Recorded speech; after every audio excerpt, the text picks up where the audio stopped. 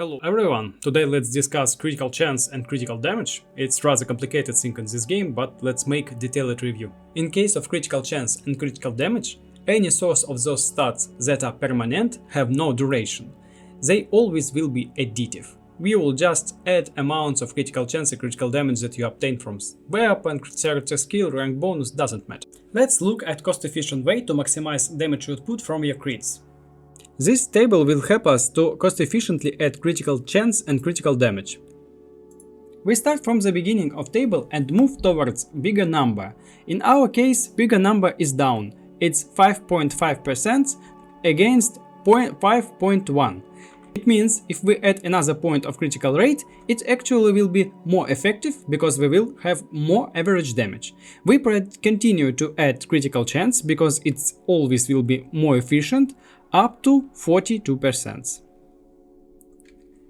At this point, it doesn't matter if we continue to add critical chance or we'll start to add critical damage.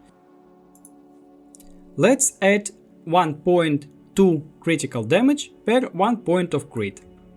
And we will move towards moment when we will have 100% critical chance.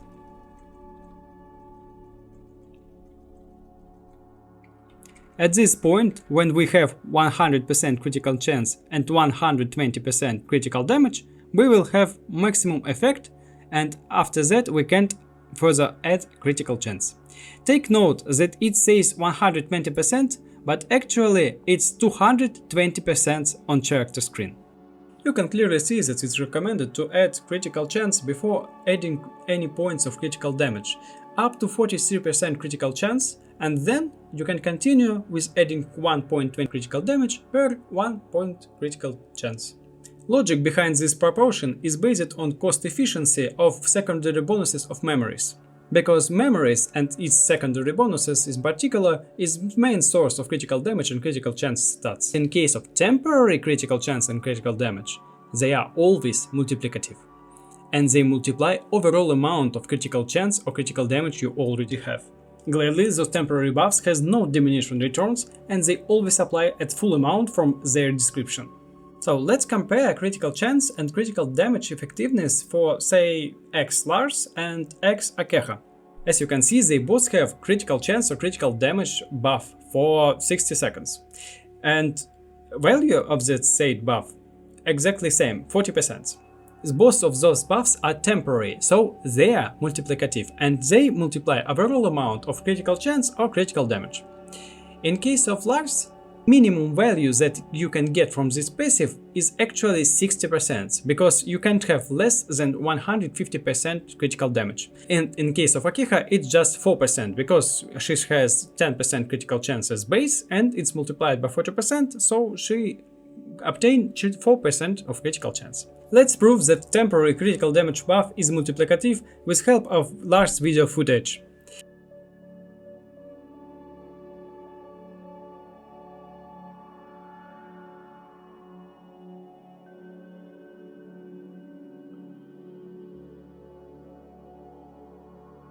As you can see, his critical hit is almost 88,000, while his non-critical hit is 47,000. It means he had multiplier of 186 critical damage, that his 150% critical damage was multiplied by 1.22. I just got a sword that allows me to test crit damage buff in different situation, and it works exactly same as for Lars. As you can see, final critical damage actually multiplies overall crit damage amount, and it's basically mistake from dev's part, because it shouldn't. In case of critical chance, it increase overall damage in a way that subtract 100 from amount that actually multiplies crit chance. So crit chance is massive disadvantage in comparison to critical damage. Critical damage works in hilarious way. It's actually, I believe it's mistake. They just forgot to subtract 100. It shouldn't work this way. Actually, crit damage, logically speaking, it should increase amount of damage that comes from crits, not overall damage and damage that comes from crits. They should subtract 100 from numbers they multiply with those buffs, but they did not. And in reality, it makes this buff extremely strong, much stronger than it should be. We have 13% critical damage buff, and it provides 20% critical damage, like it was with Lars.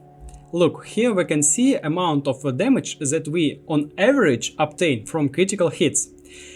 And in case of Lars, it's huge numbers, but we can see how much his passive actually contributes in those numbers. And we can see that in situation when he has no additional crit damage or crit chance, it's 6% additional damage to overall damage. It's 6% comes from 60% multiplied 10% critical chance, so 6% of additional damage increase on average. And this number rapidly grows. And now let's look at critical chance buff. We can see it works exactly same, logic is same as for previous table, but here we can see that numbers massively lower. Actual effect from passive is much less. And not only it less, here, it becomes 100% and after that effect diminishes. Because excessive amount of crit chance that we obtain if we multiply any high amount of critical chance, they go past 100 and becomes absolutely useless. So passive actually lose in effectiveness if we have too much crit rate. I hope you understand. So in her case, at 100%, her passive don't work at all. So it provides no crit chance, it provides nothing, because we already have 100, we can't add more. So, and look, her passive is like very weak. Even at the best situation, she will have at most to obtain 50% additional damage from crits that provides just this passive alone. We should have 278 critical damage at character screen. 278, it's just insane. No character has this amount of critical damage. It's just to reach 50%. And look again at Lars. Lars reach 50% effectiveness at 84% critical chance, and he doesn't need even any more crit damage. It's just uncomparable. Look, I compare just passives. This number means how much passive of Lars stronger than Akeha's. And look, at the beginning, if you remember, for Lars it was 6% and for Akeha 2, so his passive 3 times stronger. And we can see that it's 3 times stronger up to 72%. After that it becomes even more stronger because Lars passive isn't limited by 100% critical chance, and it continues to increase its effectiveness. Actually, it benefits a lot from it, while Akeha's passive lose value. It somewhat this difference becomes less if Akeha adds more crit damage, but look, Akeha can't surprise. You should have about 35,000 critical damage. So in this case their passive will have almost same value, and it's not same, it's almost same value. As you can see, it has some numbers, it still has some numbers after one. So it's just hilarious. They just destroyed critical chance buffs because they can't be effective. They not only limited, they also do not multiply that 100 of base damage part. That critical damage for no reason actually multiplies. And this difference, you can't really do something with it. It puts Akeha, ex-Akeha and all units like Nier and his spear that has a temporary buff for crit. Temporary buff for crits is trash.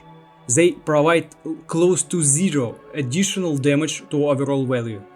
Crit damage buffs could provide more than alternative options with conditional buffs, damage passives or skills. But in case of critical chance, no way, they are just too weak. We also have character and weapon skills that have inbuilt damage multiplier for critical hits, like Type 3 Sword of A2 and A2 herself. In case of skills that has critical damage multiplier inside them, well, it's basically damage multiplier for your overall damage with condition of scoring critical hit. It's not something unique for critical damage skills. All other conditional multipliers works exactly the same, they just add another multiplier at the end of damage calculation formula.